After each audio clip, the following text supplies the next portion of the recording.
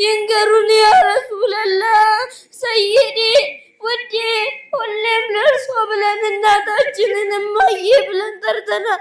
ለእርሶ ስንል አባታችንን አባዬ ብለናል። 25 ዓመት እድሜ ሲደርሱ ከሰው ልጆች ሁሉ የተለዩ ሆኑ። ማንም እርሶን አይደርስም። ትንፋሾ እዝነትን ያመጣል። ቃላቶ ሰላምን ይሰብካል። እርግጥም እርሶ የሰላም ምሳሌ ኖት። እርግጥም ታማኝ ኖት። 33 ዓመት እድሜ ሲደርሱ እዝነት እንደ ማዕበል ይጥለቀለቅ ጀመር። በ35 ዓመቶማ ይፍጠኑልን፣ ቸኩለናል፣ እንወድዎታለን፣ ሰላም እናፍቀናል። ከዋክብት ታላቁን ኮከብ እየጠበቁ ነው። ምድር ፍትህን እየተጨቆነ ደግሞ ነፃነት እናፍቋል። እርሶ ጨረቃ ኖት፣ ብርሃን ኖትና